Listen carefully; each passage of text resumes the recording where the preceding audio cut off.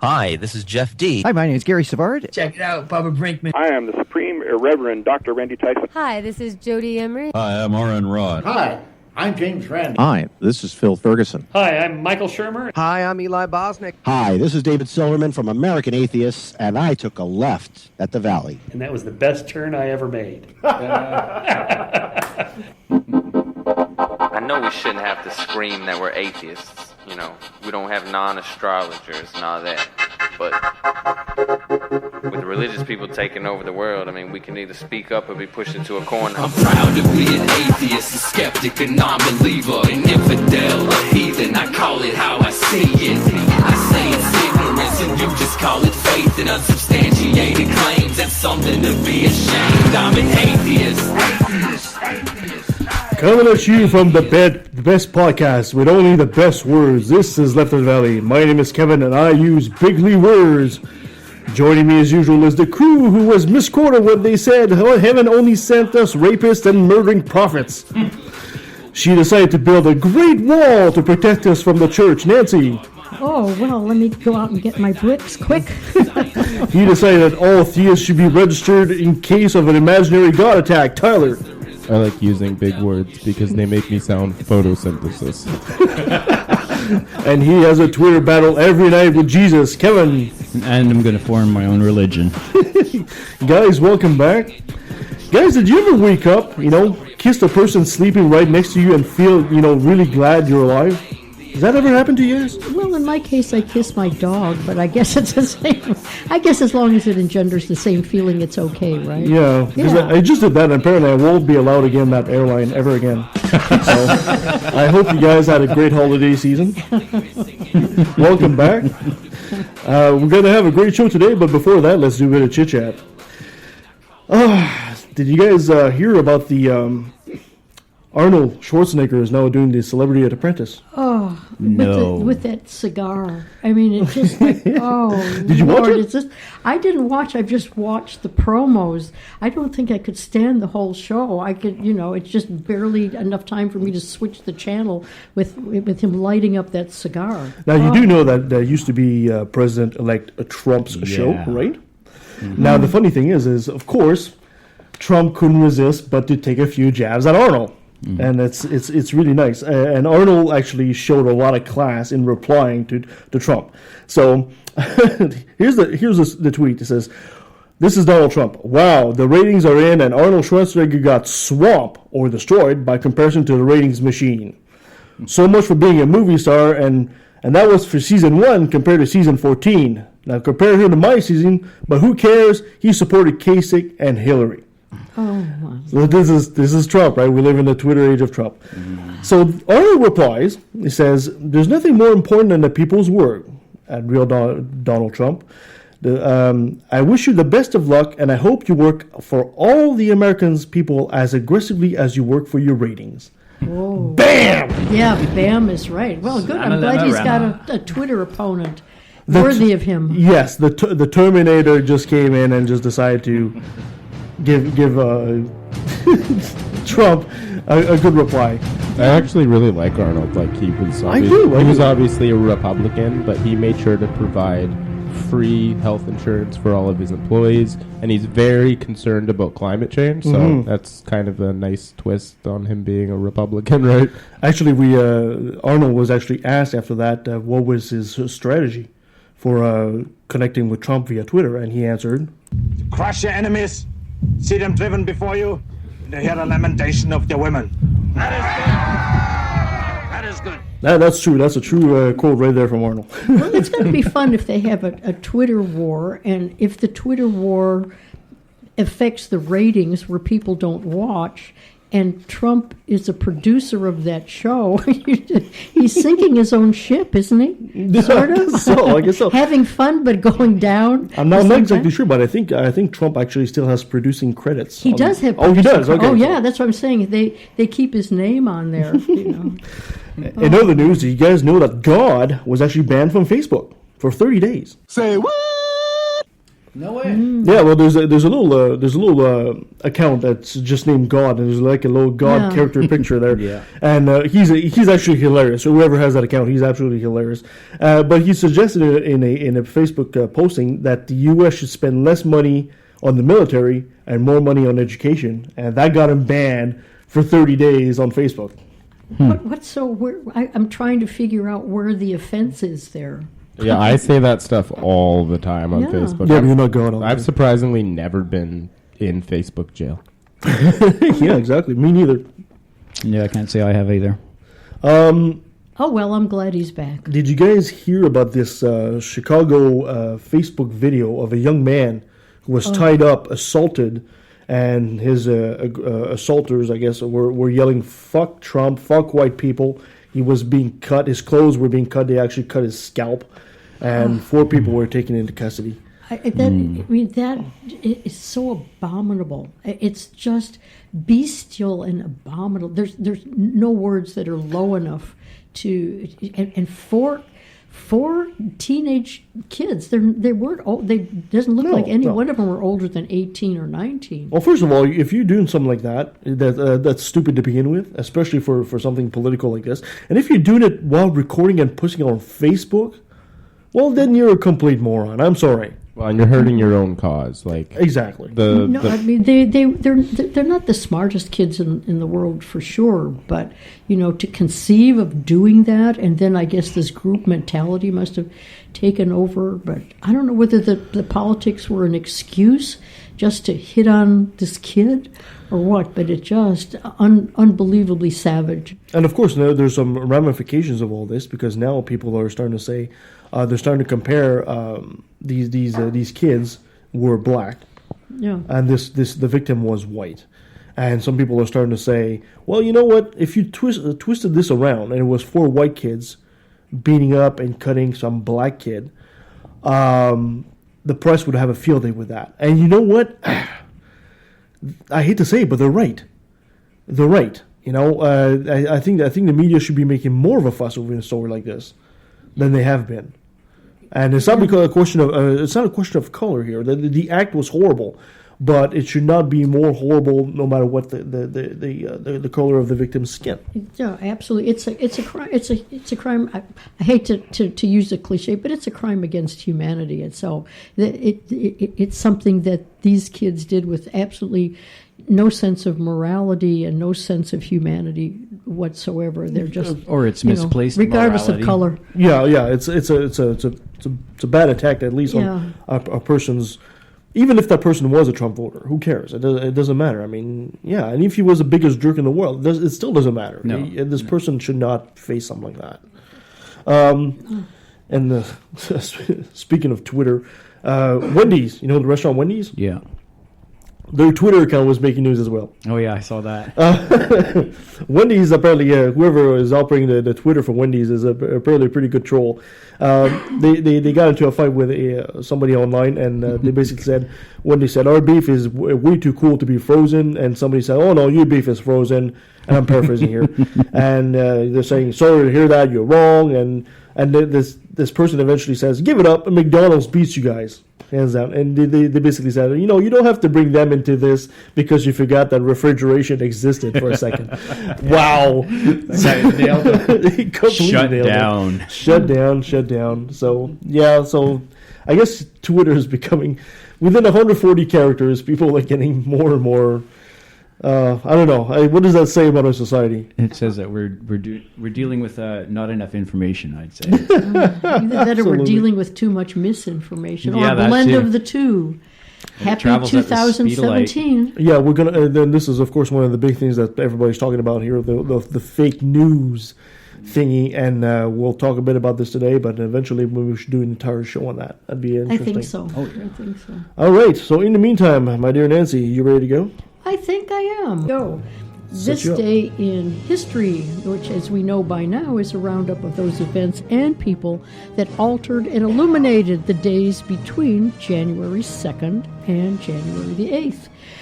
January the 2nd is The Earth at help me out here, Tyler. Is it the Earth at perihelion? How do you pronounce that one? I have no idea. Oh, thanks. The day closest to the sun, and might as well use apogee. Yeah, right? apogee. Apogee is a good word. Okay. No, it's not. Perihelion is closest. Apogees is furthest. Oh, away. sorry. Okay, anti-apogee.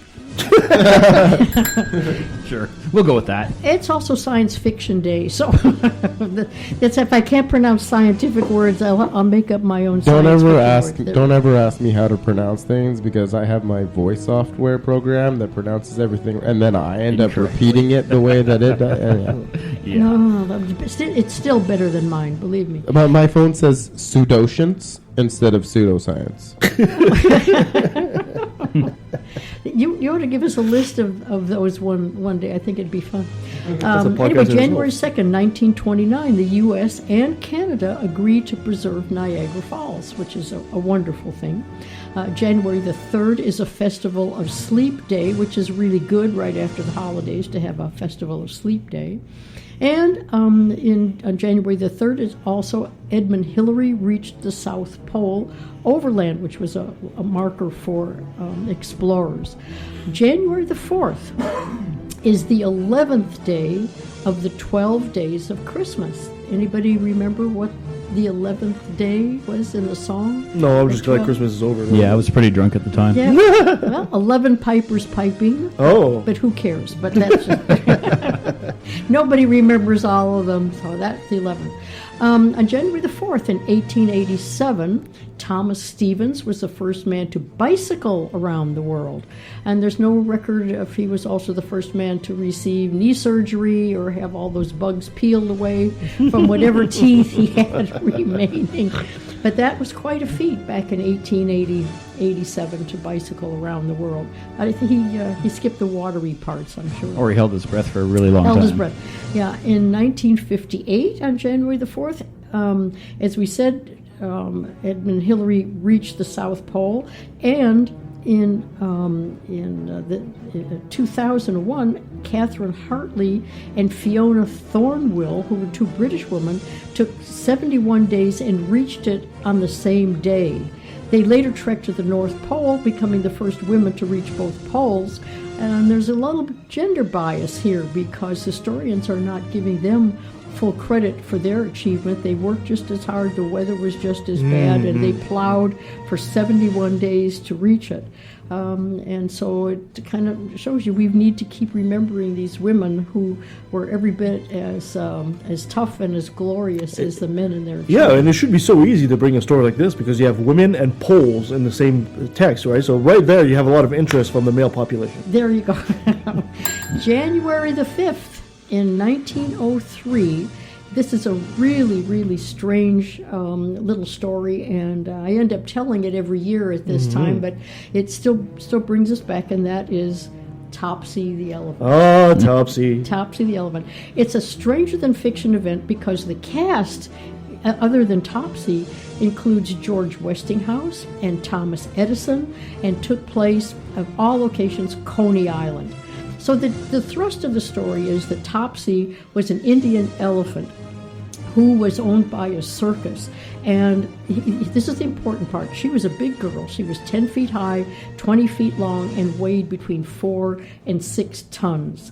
From all accounts, she was not treated well at that circus and got the reputation for being a bad elephant. She was teased by some of the patrons that came, and she just, they did not compensate by treating her well. So unfortunately, she got sold to a park in Coney Island because she had a reputation of being a rogue elephant.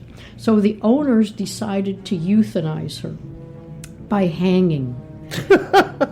How do you hang an elephant? Yeah. So the American Society, the SPCA stepped in and said, no hanging of elephants.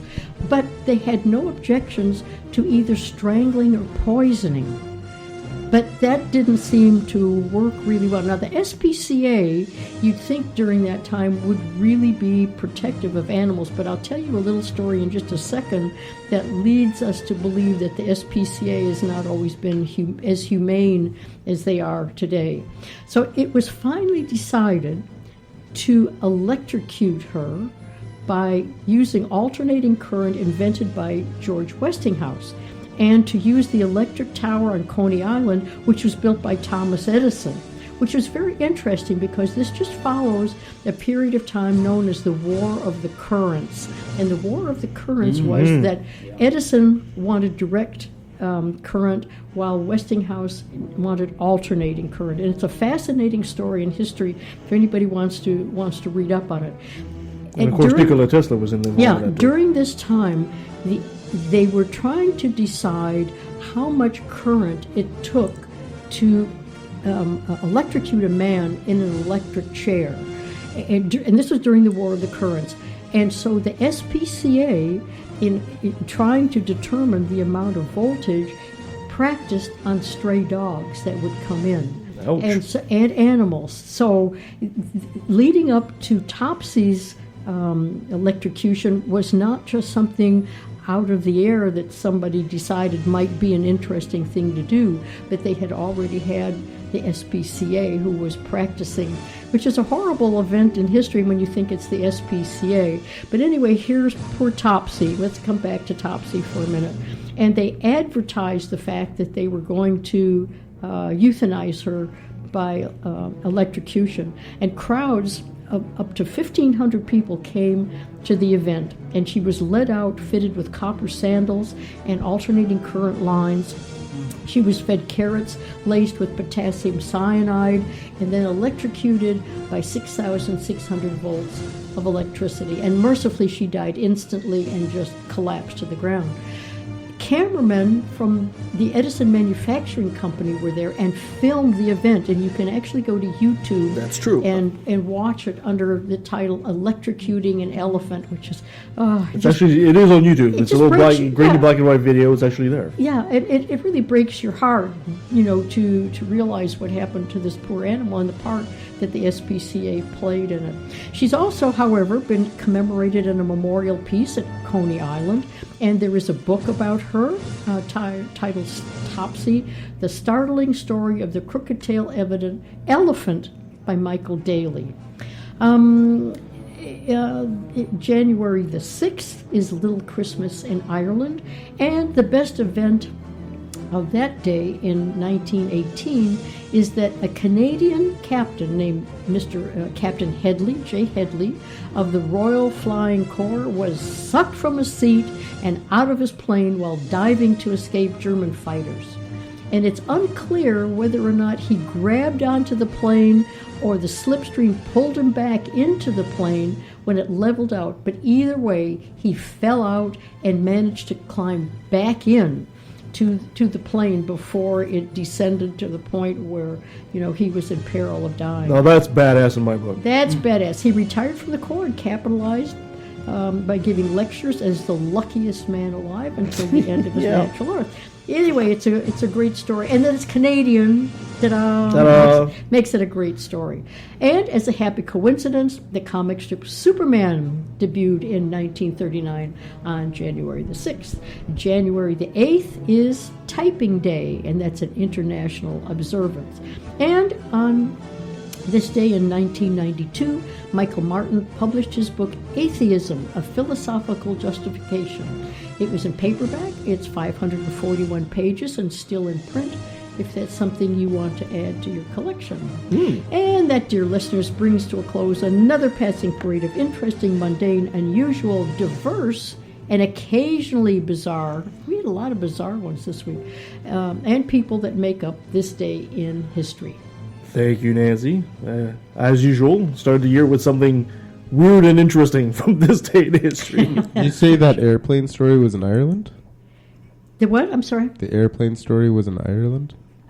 The airplane story? The airplane story, yeah. Was it in Ireland? No, it was, in Germany. Oh, but yeah, okay. Yeah. Oh, I thought you said Ireland for some reason. No, it's in Germany. The Guinness Book of World Records had a guy who fell from an airplane in World War II. His parachute burned, and he landed just right on the slope of a mountain and tumbled down and lived from like a mile and a half up. Wow. Broke a bunch of bones, and the Germans kept him alive because they're like, you survived that? Well, maybe we should keep you alive. All right. Now, just before we get back into talking to our guest today and talk about our main subject, I just want to do a quick Another brilliant moment brought to you by religion. Why not start the year with a good job? Now, did you guys know that the world will end again in 2017? Oh boy. Yeah. I missed the first couple times too. Yeah, let's party. If you have your card, if you punch in your 10th end of the world, you get the 11th one free. Now, sure enough, some Christians over a website Unseal reckon that the end is going to begin in August 2017. Now, we talked about this briefly with David Silverman.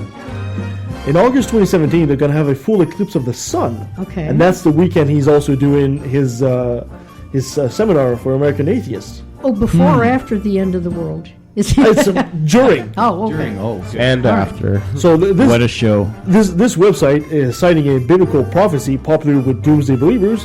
Unseals reckons that the date 2017 ties up very neatly with biblical prediction of the end, based on the dates of the establishment of the state of Israel.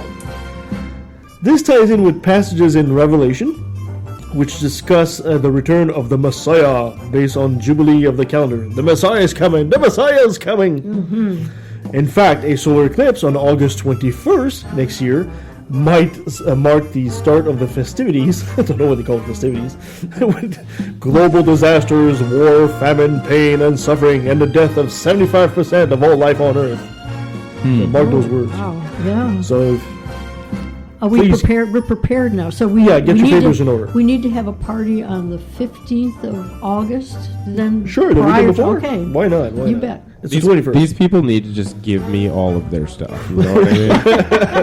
They're not going to need it. That would be the That's safest right. bet. I bet you anything that the world does not end. If you lose, well, you're dead anyway, and if you win, you win. Hey, we'll call it Kevin's wager. Yeah, we need to make up some forms of, assuming possession of people's goods. It's like that book that I mentioned before in a previous show, 88 Reasons Why the World Will End in 1988, and it goes through all this Bible stuff, and 40 is very common number, and then it talks about, like you said, the establishment of Israel in 1948 plus 40, 88 reasons. Okay, just because you have 88 reasons doesn't mean they're 88 good reasons. That's right. It's like the 2012, just December 21st, 2012, all the planets align and blah blah. They do that every year, you idiot. So that site, Unseal, actually reckons that it's also 6,000 years since God created the world, which would be a nice, neat date to wrap things up on it. Now, wouldn't it? You gotta love these. Sounds logical. That's This is really right. it, though. This is it. This is it. No doubt, this is it. Okay, I'm ready. So we should point out at this point that the Bible specifically says no one will know the date of Jesus or Jeebus' return, with Matthew 24:36 saying, however, no one knows the day or hour of these things will happen, not even the angels in heaven or the Son himself. So convenient. Yeah, that guy that I was talking about, they pointed that out to him. Nobody knows the day or the hour. He's like, no, I know. I don't know the day or the hour. I just know the week. So there's this really interesting Nova PBS documentary. I think it's called The Dark Secrets of Isaac Newton. Has anybody seen that? No. Isaac Newton was one of those people. You know what I mean? Yes. Like, constantly reading all these different Bible codes to predict the end of the world. He was knucking futs. Yeah, and he also predicted a world, I believe, for 2060, which is Newton's version of the end of the world. So that should be another one we'll have to keep an eye on. Oh, I won't be alive. You won't? Probably not. We'll finish you off first. So anyway, thank you so much for that. And we'll come back right after this with our guest, Raymond Gonzales. Stick with us. Do you know where Saskatchewan is? Probably not. It's in Canada. If you do, you might know a city named Regina. In Regina, there's a studio. And in that studio, there are, at least once a month, a bunch of skeptical atheist geeks and goofballs who get together to do a podcast. We are the Brainstorm Crew, and we're trying to help spread a bit of reason and critical thinking while still having fun. Never taking things too seriously, but still not accepting everything we're told, we go through different topics, exploring them in depth and often disagreeing. We try to stick to provable facts, and we never trust in myth. That's why we say we're woo-free since 2013. You can find us on iTunes, Stitcher, or Spreaker under Brainstorm, or check out our website, brainstormblog.net. I can't promise you'll always agree with us, but I can promise you'll have fun listening to us. What is secular humanism? Critical thinking. Knowledge is freedom. Freedom from ignorance and its offspring, fear. The BC Humanist Association has been active in the Vancouver area for over 25 years. We offer a friendly and welcoming place to make new friends, as well as free educational lectures. We invite you to join us any Sunday at 10 a.m. in the Oak Ridge Senior Center. Please visit our website for more details, bchumanist.ca.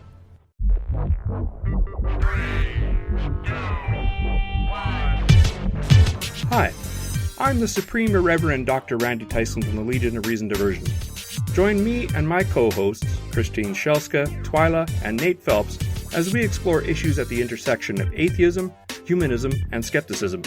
Topics range from alternative medicine to the interference of religion in public policy. We often have special guests to help us understand the topic du jour. Previous guests include biologist Jerry Coyne, ex-Muslim author Ali Rizvi, philosopher Peter Boghossian, and the late physicist Victor Stanger. You can watch us on the Legion of Reason YouTube channel or subscribe to the audio version through your favorite podcatchers such as iTunes or Stitcher. And don't forget to like the Legion of Reason Facebook page.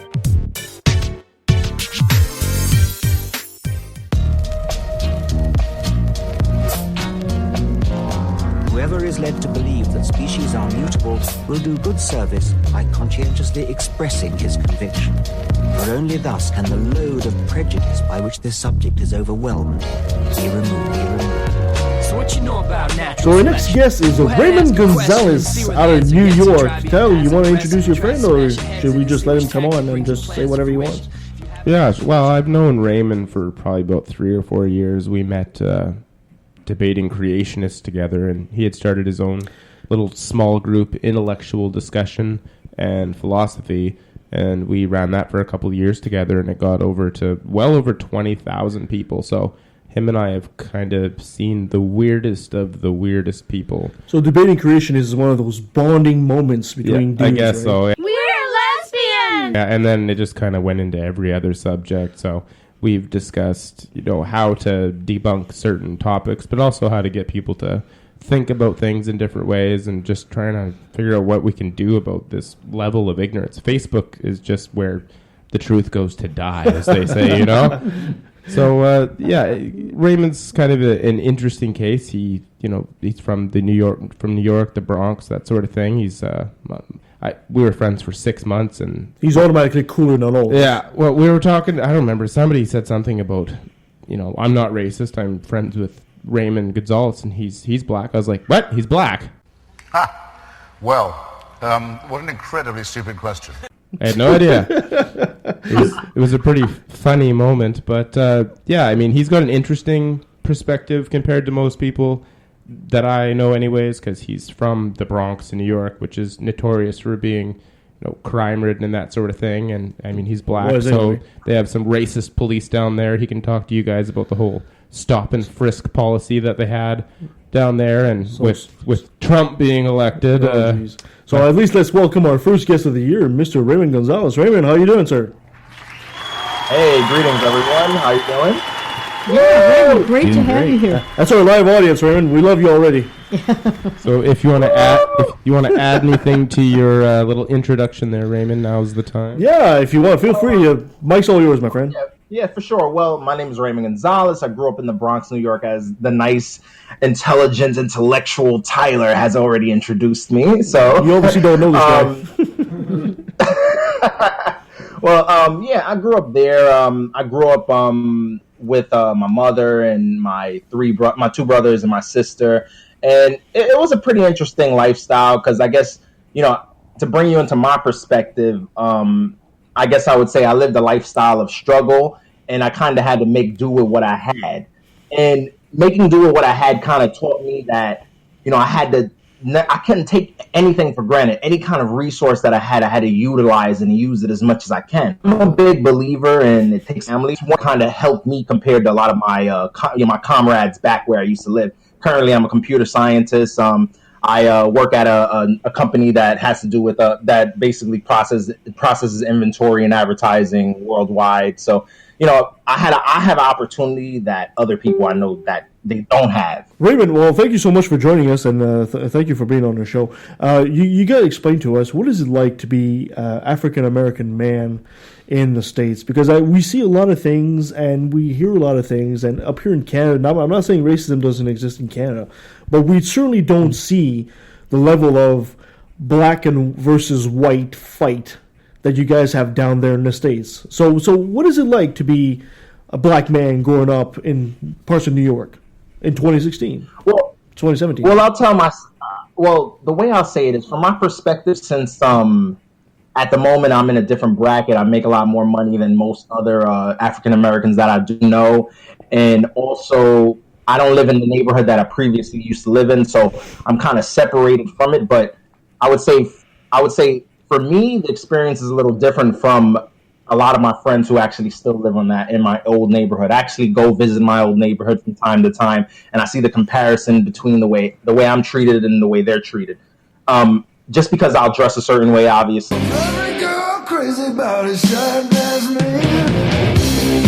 I'm going to get treated a little bit more elevated. Cops don't search me. They don't stop and check me anymore like I used to when I was a teenager. I would say I've been getting searched by police ever since I was 8 years old, because I'm a pretty, even at 8, I was probably about like 5'6", 5'8". That's like the height of some men. So, I was a really big guy. And because of that, they always thought I was older. They would think, oh, you're selling drugs or you're doing something. And, obviously, I know it has a lot to do with, you're living in that neighborhood and it's just such a crime-ridden area. I would say my theory is that, both our people, black, white, Asian, any race that you're talking about, we're all very, very tribal. And, it's deeply rooted within us, that's this xenophobia when we see someone different from us. And even cops, it doesn't matter what color you are. You're within a tribe as a cop. And when you see these other people that you're policing, and you're, you're exerting your control over this populace, things are going to happen. There's going to be corruption. In my mind, I don't think every single incident is racism. I think a lot of it is misunderstanding and just like the testosterone is just so much. It's like you have these guys and they're going into this dangerous area and they're scared and the people in the community are scared. So you have all this chaos brewing up. And I would say, from my perspective, I don't get the racism as much because of money. And I know a lot of it has to do with finance, because I could walk through a neighborhood and, women will still clench their purse a little bit. And I don't blame them. Hey, you have to protect yourself.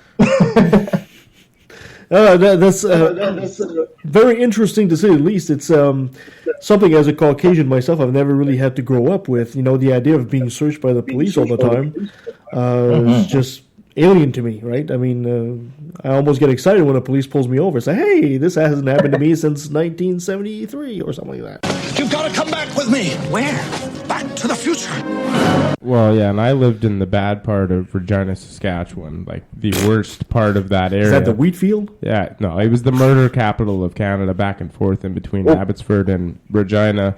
And because I'm white, I mean, things were a little different, but it wasn't really racism. I mean, our house was the only white people in probably like a 10-block radius, but it was really just more cops cracking down on poor people, you know what I mean? Like, if you looked like that or you were in that neighborhood, it didn't matter if you were white, black, brown, yellow, red, made no difference. They treated you that way.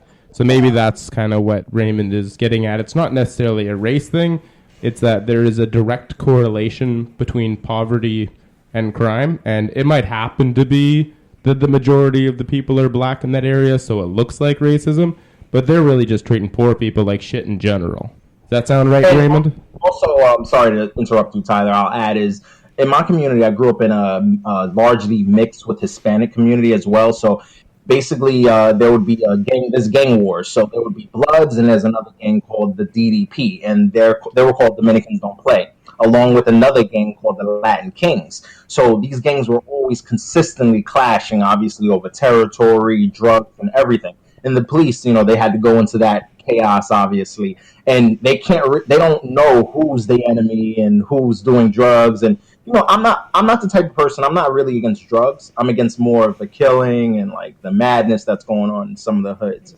But just to say, the cops go in there. They don't know what the heck's going on. Those people, the people who's innocent, let's say me, for example, when I was 13 years old, I was with one of my friends, and we walked outside from, I think it was from his building, and the cops came up on us. 4 cop cars. Bad boys, what you want, what you want, what you gonna do when Chevy John Brown come for you?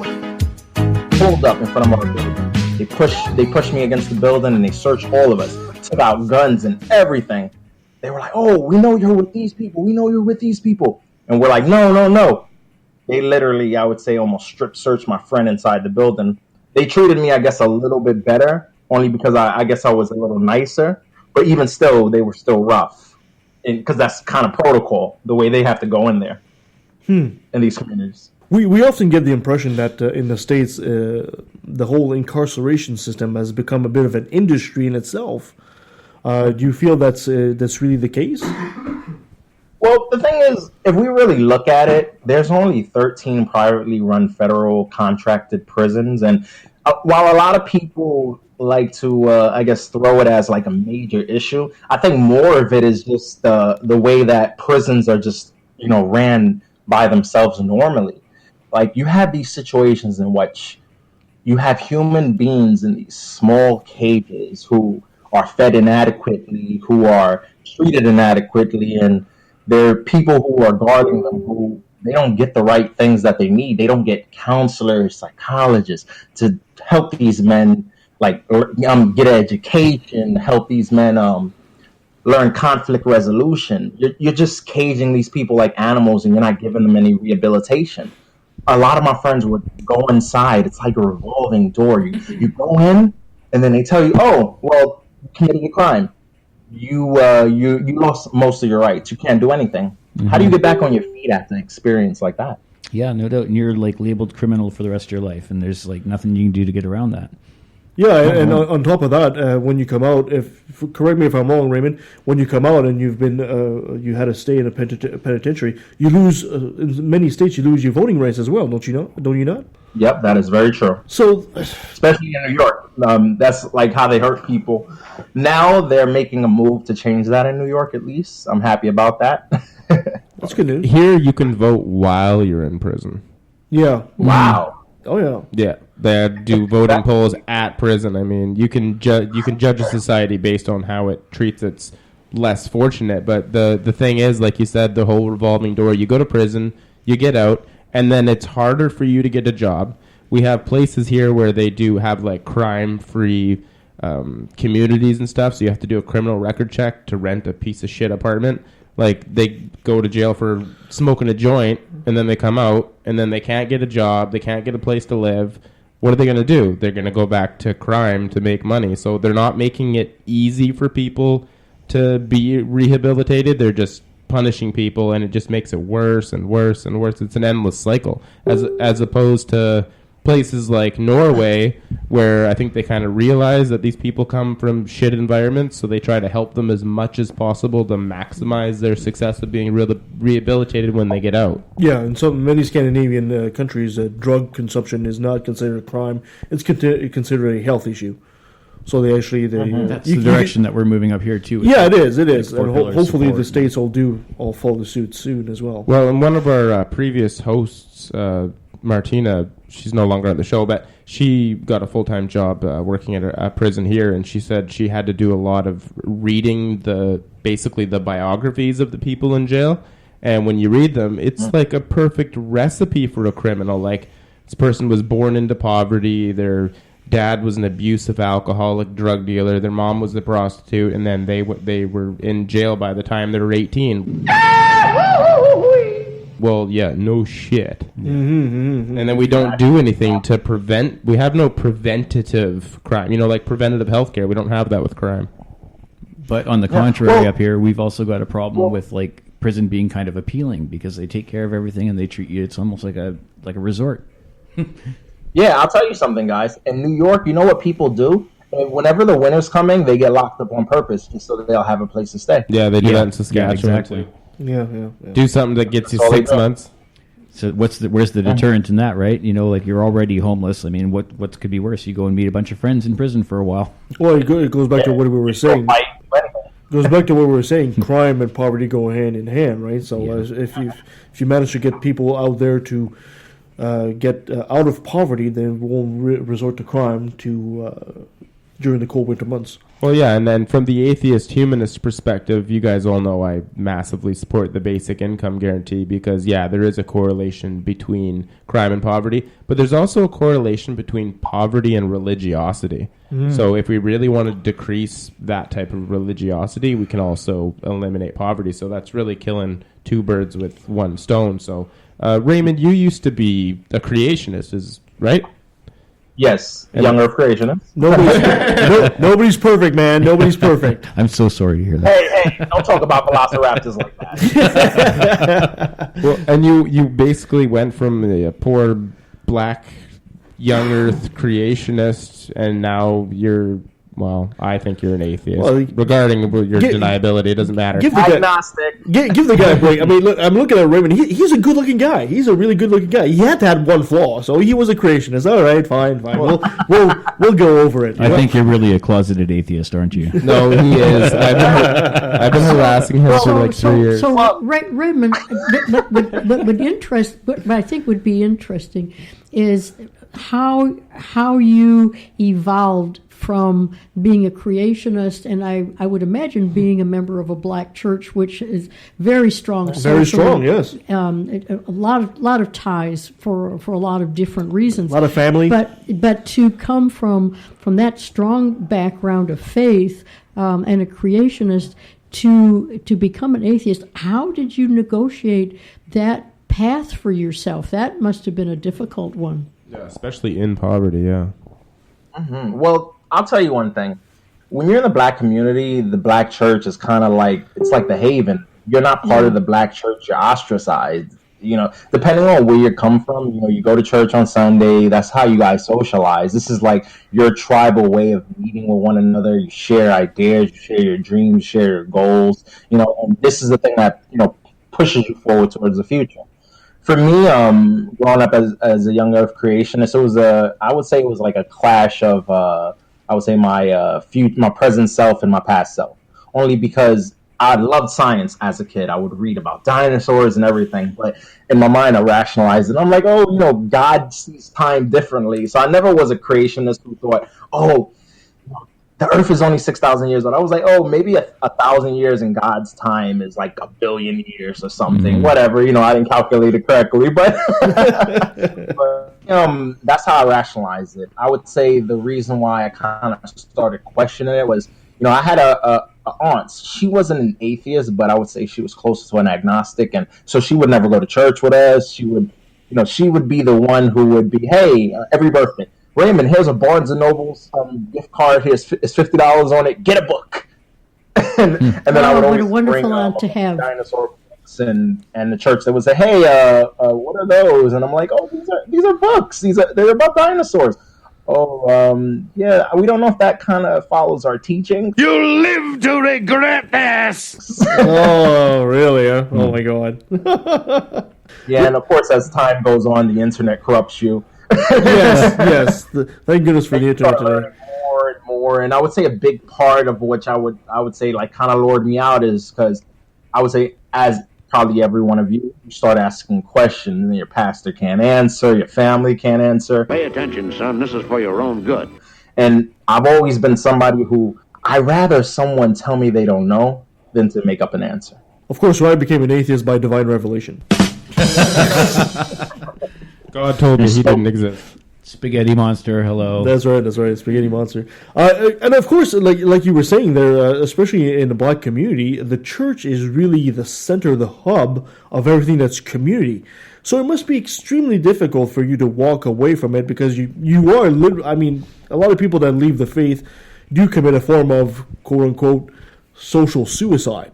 But in the black community, that must be especially poignant. Well, at first, I would say the stigma was pretty bad because my family didn't really understand it. So I would say I started off as kind of I would say I felt kind of betrayed by religion, so I kind of like was a radical atheist for like I would say like a year. Mm-hmm. So that did happen in my life. But me, I'm a computer scientist, so I always have to say, oh, it's 99%. You know, 99.9% unlikely. You know, but I don't. I really wouldn't like to touch it because hey, you know, I'll die tomorrow. I'm like, oh shit, I was wrong. But that doesn't. It's not because it scares me though or anything. I don't believe in heaven or hell. I just think, hey, it's possible something could have created us, or it's possible that who knows? We could be part of a fucking giant fish or something for all I know. But I don't know. Your giant fish theory, I like it. Under the sea,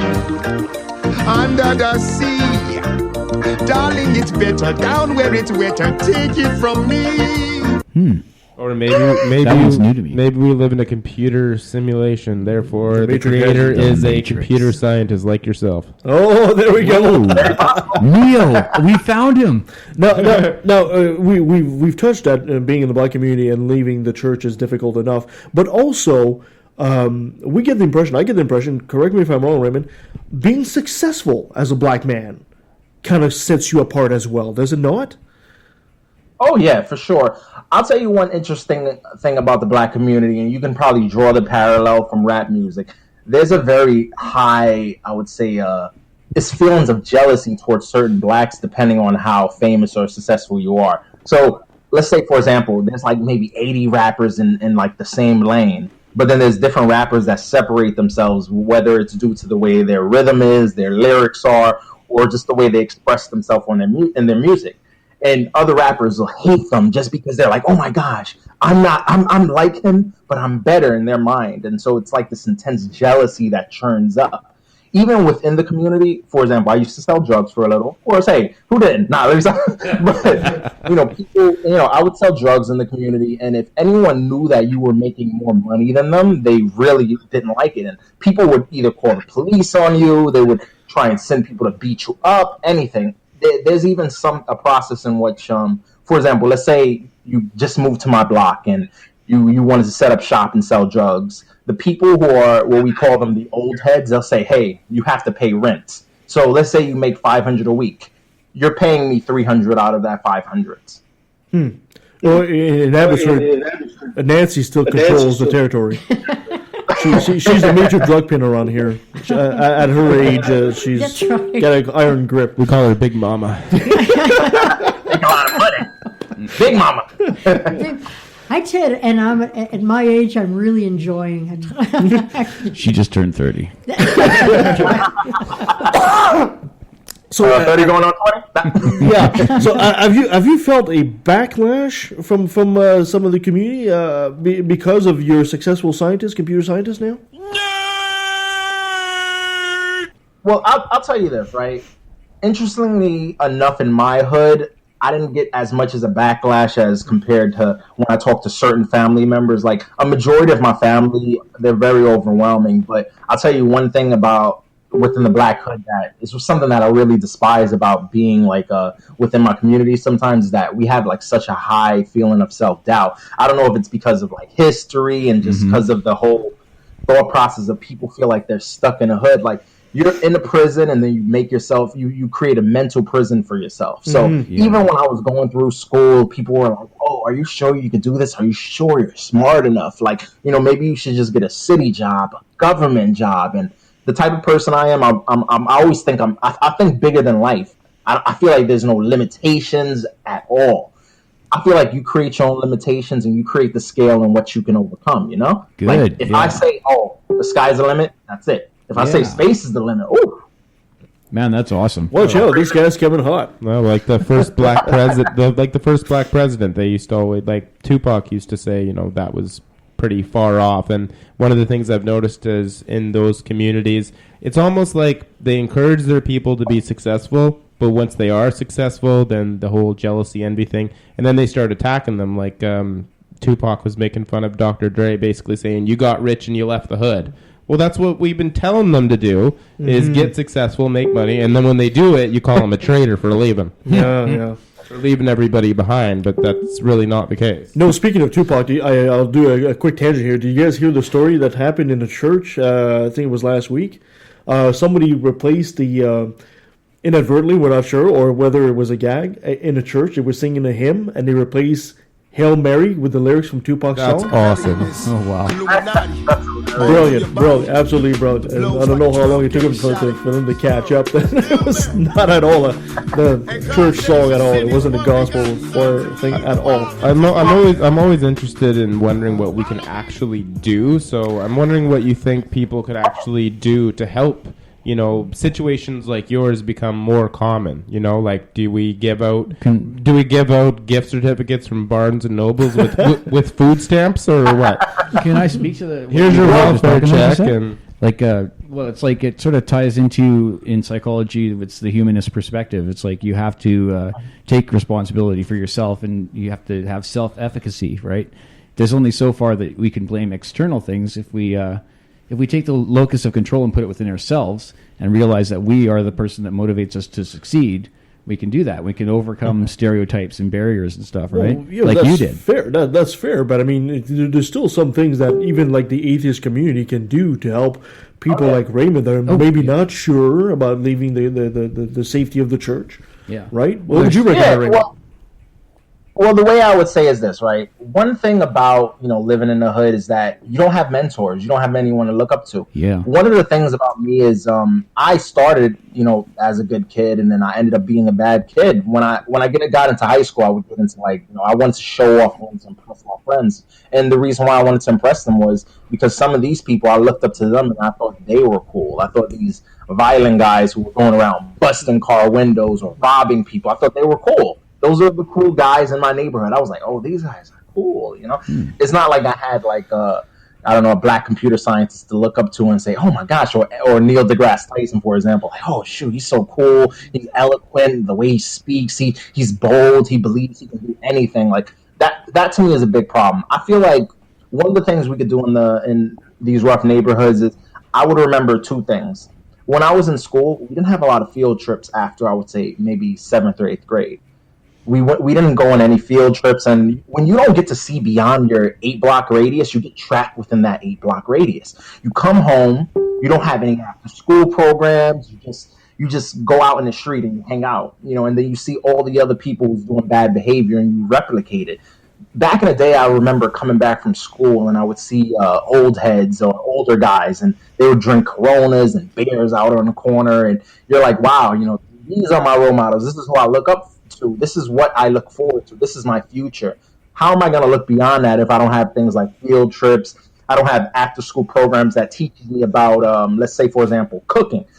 If I never learned really like the art of cooking, or even like computer science, for example, that wouldn't have been able to elevate my mind beyond what I see every day in the hood. These images I'm bombarded with each and every day.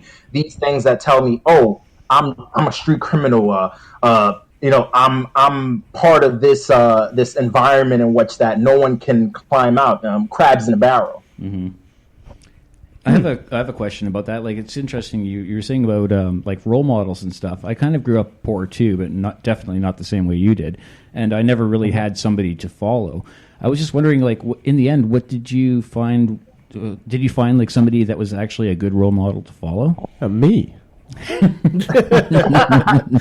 Tyler. Yeah. The comments of Tyler are not necessarily those of Left of the Valley subsidiaries. Disclaimer. Yeah. Well, did you? Yeah. Well, I would say as a role model, I mentioned my aunt previously. Rest in peace. She passed years ago. I would say about 8 or 9 years ago. She passed with cancer, and she was one of my role models. And I would say some of my other role models were a few of my friends who actually focused on trying to get out the hood and escape the hood. Good. Like their thought process, I would say probably when I finished high school, they were like, you know what, we should probably like try and slow down and stop living this crazy life. Yeah. My mother, she even told me, she confronted me and she said, hey, you need to stop doing this. You need to confront, yourself and see what you're doing in the future. And even though I wasn't living with my mother, my real mother was really my grandmother. I was raised more by her, and she had a lax lifestyle. She couldn't really control me and stop me from running around and meeting these really bad people. But while she couldn't do that, she would always give me really great advice. And I would say her advice probably saved my life, and it stopped me doing a lot of the dumb things I've done. Yeah. So it's like it wasn't one person; it was like a whole bunch of people, which is like your support network. Sounded awesome. So you just got lucky, though. So how about this? We take the Neil deGrasse Tyson Cosmos show and put it in all high schools. Sure. I'm dead serious. Well, I think more of it is we need to start encouraging people to start forming after-school programs, more mentor programs. I think another really cool thing would be is, obviously we want to promote STEM, but I think instead of promoting STEM, you should promote problem solving. Problem solving to me is much more valuable. You learn a little math and you learn how to solve problems. You're like, wow, you can actually, instead of reacting to a situation in an emotional way, you react in a way and you're like, oh, wait, how do I solve this problem? Instead of panicking and not being able to solve anything. Instead of having other people do your thinking for you. Exactly. Well, a lot of time in the States, in the black neighborhoods and in poor neighborhoods, kids are at a disadvantage because they don't get the books first. They don't get all of the equipment. They don't get the exposure, to the libraries and the field trips and things like that. And it makes it really difficult when you have that kind of background. But it seems as though when a charter school comes in or a private school comes in and kids are able to get an education that way, then they develop, they get the mentors and they develop the confidence to go on and to get higher education. And it's very difficult in a society where there's systemic racism to change that. And the kids who are in the public schools have it 1,000 times more difficult than white kids in whatever neighborhood education in the States is outrageously expensive to begin with. I mean, and if you're a disadvantaged youth, no matter what the color of your skin, good luck. If it good came luck with down that. to it, if it came down to like your health, or like your HMO or your school. I mean, I certainly went to public school, but I'm glad to be Canadian because had I been born in the States, I would have ended up in quote unquote the ghetto for sure. Lawrence Krauss said, "Well, I went to Canada. I went to school in Canada, so I actually got a good education." Well, look at the charter schools, for example. There's a new charter school in Harlem. Well, I would say it's relatively new. It's been around for 5 years. The students who went to that school, the normal passing math rate for public school students was about, I think, 24%, and the reading was around 21%. The children who would go into the charter school, they increased the reading scores to 79% and the passing for math to 94%. So it just shows you the difference of the environment. You just take them out of that, the public school environment. And one of my problems with the school system is obviously we know it's all funded by the tax dollars within that neighborhood. So if you live in a rich neighborhood, that school is going to get more tax dollars. I've always found it an issue that a lot of the public schools, like even the government, we don't take lessons from these charter schools. These charter schools, like obviously they're hit and miss. Not all of them are good, but if we see something that works, we should replicate it and implement it into the school system, and we don't do that. Everyone benefits when everyone's on the same page. Like we're on the same level. Yeah. No, there are some states where they have equalization of tax dollars, so that you have all of the school districts contributing to more of a pool, and then the money is distributed supposedly equally. But equal. Some are more equal than others, and still the poorest schools, they have infrastructures that are crumbling. They don't always have the right heat. So trying to overcome that, and rebuild that public schools so that they encourage more kids to succeed. That's the key too, because not everybody can afford or get scholarships through the charter schools, and schools can be an oasis to really help. Even though you have a society that has systemic racism, the schools, if they change to give the kids the confidence to go, and I think Raymond will agree with me, that would be a wonderful start. I don't know whether that's going to happen, but I think that would be one way, as Tyler was saying, what can we do to improving the schools and pouring more money into the making them equal, but making them equal, because I always call it losing the birth lottery. You know what I mean? One kid is born into a different area, and his parents make a little bit more money, therefore he gets better educated. How the hell is that the kid's fault? No, it's not the kids. That's my point. Yeah. Yeah. I'll give you guys a few nice little stats here that maybe a lot of people are not aware of. The United States is 5% of the population of the world, but yet their incarceration is almost a quarter of all inmates on the planet. That doesn't surprise me. Of that total 2.3 million people that are apparently incarcerated in the States, the African American community constitutes nearly 1 million of that. That is huge, right? And at the same time, with the same token, in the African American population is the largest racial minority. Okay, they're accounting for 13.2% of the American population, although the Hispanic and Latino Americans are now amount to 17%. So you can't help but think that the African American community is very disproportionately represented in the system, in the prison system, and that is a huge red flag. I mean, there's no way in hell that the majority of these people are in there because they're bad eggs. There's no way in hell. There's something going on there. Oh, of course they don't have, people who are poor, and regardless of race. But it obviously, it feeds into this is that they don't have the money to defend themselves. There's not enough public defenders, and but it does point to the police tend to want to put more young black kids in jail than white kids. They'll give the white kid a second chance where they won't always the black kids. So they start them out at 13, 14, 15 in the juvenile system, and then you're labeled for life. They get exactly. to the other system, and then the private jails, private prisons also make money. It's a for-profit. So throw them in there, forget about them, and the world makes the profit, and people get the short end of the stick. I'm also willing to bet that most of these the black kids in prisons are all stemming from inner city slums. Basically, when you get to the heart of a city, it rots. Right, eventually it's not possible to do commerce because there's so much traffic to get through to get to it, so it dies. It just essentially rots. And that tends to be the cheap part of town. Sorry to interrupt you, but I'll give you guys an example. I live very, very close. Well, I grew up very, very close to a highway. Mm-hmm. Can you believe that after they did a survey of my area where the highway goes through, they said that asthma rates went from 10% to almost 60-something% around my way.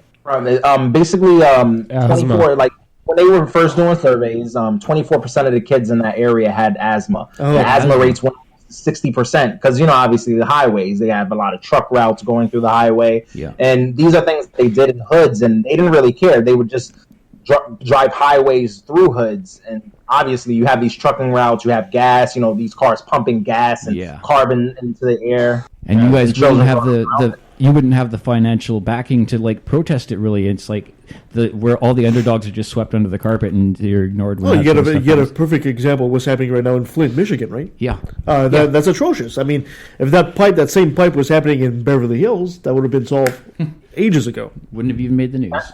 Raymond, we haven't heard a whole lot about a movement that's been making the news a lot in the past year, Black Lives Matter. Oh, yeah. There's a lot of people that are I know Black Lives Matter have actually come up here to Canada to protest as well. From an African-American perspective, how do you feel about the movement?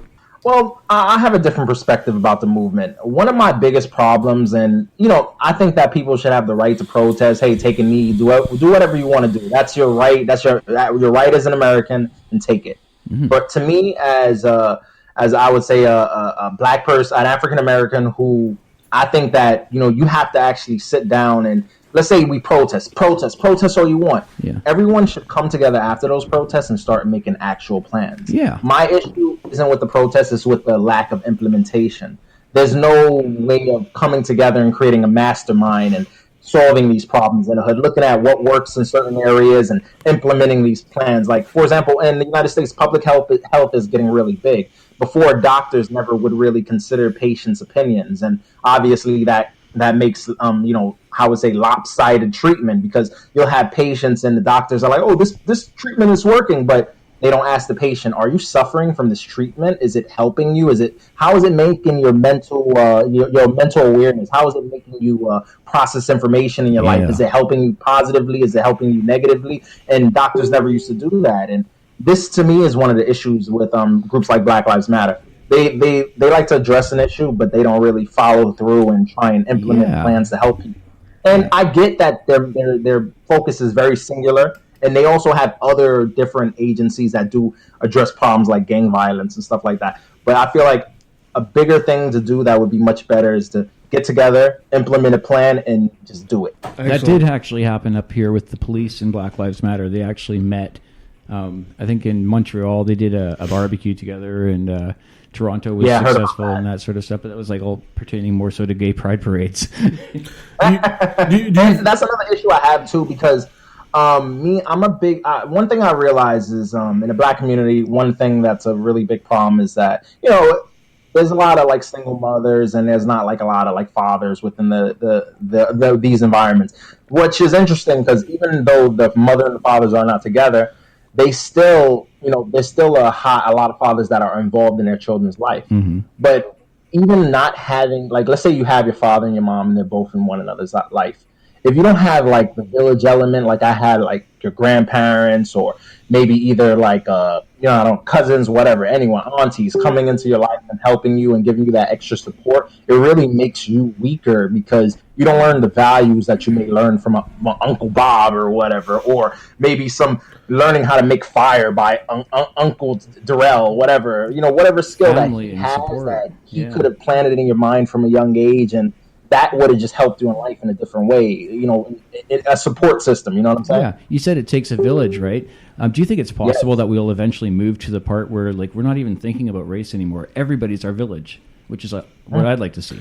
Well, I think I think this is what we're trying to do by merging places together, right? I mean, for example, if you just take the history of Canada, for example, it used to be province against province, East versus West, but now we're one Canadian family. Eventually, I think the entire population of the globe is going to have to move on that same scale. I know it sounds like scary one world government for people, but we're going to have to move past this mental tribalism that we're kind of ingrained with. And yeah, no. Sorry, say that again? I said except for Quebec, fuck them. Hey. The views of Tyler Legard, not essential.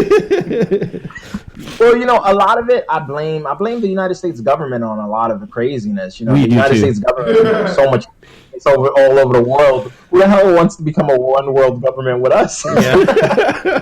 It's also like about bombing Somalia and Yemen and Afghanistan. Yeah. It's like, who we're gonna bomb next? Sudan? Like, yeah, and then there's the distribution of wealth. We have to do something about that. Yeah, exactly. So you feel that the Black Lives Matter movement was successful? Do you think it should still go on? You think it's tweaking? It'll disappear?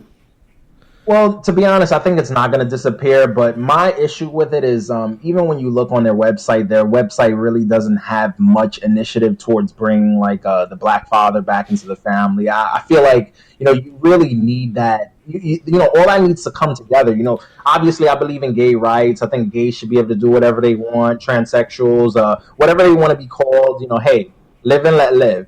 But to me, I think that one of the most important things is helping our children. You know, our children are the future.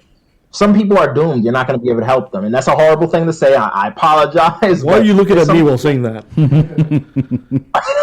Well, the only reason why I say this, right, is because the universal truth is that no matter what you do and no matter what things you try and like get into people's head, they will not change unless they want to change themselves. Yeah, and that's a great way to finish that. Thank you Give so them a much. path and let them walk down it. That's right. Thank you so much, Raymond, for joining us on the show today. If anybody wants to get in touch with you, where can they find you? They can either add me on Facebook. That's pretty much it. Facebook, they can go through Tyler. Yeah. Excellent. Well, and also your group where we first Intellectual Discussion and Philosophy on Facebook. You can join us there, have a nice discussion. It's actually Intellectual Discussion, 3 exclamation points. Oh, and don't forget those. and philosophy. Yeah. Because, philosophy is not part of intellectual discussion. No, not at all. It's a running joke of the group. So. Well, thank you so much, Raymond. Before I let you go, can I ask you to do me one favor? Can you say, hello, my name is Raymond Gonzales, and I took a left at the valley. Hello, my name is Raymond Gonzales, and I took a left at the valley. And that was our friend Raymond Gonzales. What a great guy. Oh, yeah. I hope he comes back soon. Yeah. We can talk more U.S. politics. Oh, boy. Oh, we didn't even touch that. And, We barely even touched it. No. No, that's why I want him to come back so we can get into it. Yeah, I just wanted to add that I saw a commercial the other day for prostate cancer, and I was really offended because all cancers matter. Oh, jeez. That's awful. Oh, how to start the year on a bad joke. Yeah, very punny. No, not even. Well, thank you so much, guys, for joining us on the show, and thank you to our guest, Raymond Gonzales. Well, I'm looking forward to hearing from him again. You can find us on Facebook, on Twitter at LETV Podcast. Send us an email at left@valley@outlook.com. Send your complaints to Nancy at left@thevalley.com. Care of the second floor, please. Coming up next week. Next week is actually going to be our 100th episode. Next week? Next week. Believe it or not, next week is our 100th episode, and we are going to be talking about food waste with Grant Baldwin and Jenny Rustemeyer. That should be interesting. The week after that, we are talking to legendary anchor of CKNW 980 AM in Vancouver, John McComb, about depression. That should be interesting. He suffered from depression himself. He still does, and has been very upfront with it, and he even got a prize for his reporting on the subject matter. Then the weekend after that, the 28th, we're talking to the velvety voice of atheism, Seth Andrews. Oh, looking forward to all these shows coming up. Yes, before the end of the world. We're getting all our good shows in before the end of the world. Don't forget, everybody, the world ends Keep on. listening. Well, anything else you guys want to add before we Welcome to 2017. That's right. It's going to be a good year. It's going to be a good year. And thank you so much for being with us. Until next time.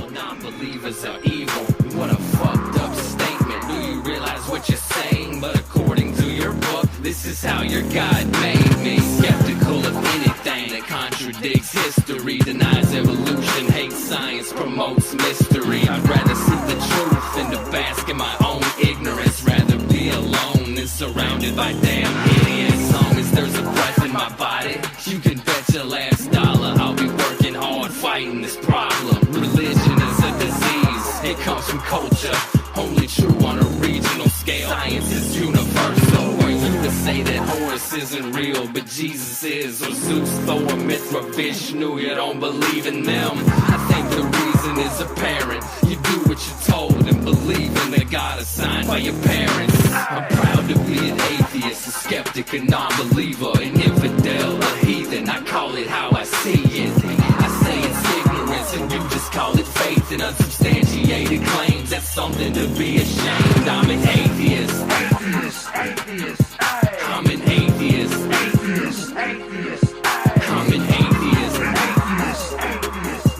I'm an atheist. Now let me take a sec. Don't mean to sound so hateful, but I swear to God, pun intended, I find it disgraceful that thousands of children are raped by priests, and since they're holy men of God, they get away scot-free. And the Pope does his very best to keep it on the hush. Don't wanna affect business, he loves money too much. We know that they love the kids, but how the fuck can we protect them while they planning to molest them? We teaching them to respect them. Fuck that. The system is broke down, working backwards, and the only action or tactic I plan to practice now is to attack them. The parties of God's hands are bloodstained, millions of murders by believers, and they're all in God's name. And let me take a sec, don't mean to sound so hateful, but I swear to God, pun intended, I find it disgraceful that many atheists are told to be quiet. You're not alone, speak your mind, time to let it be known. I'm proud to be an atheist, a skeptic, a non-believer, an infidel, a heathen. I call it how I see it. I say it's ignorance and you just call it faith and unsubstantiated claims. That's something to be ashamed. I'm an atheist.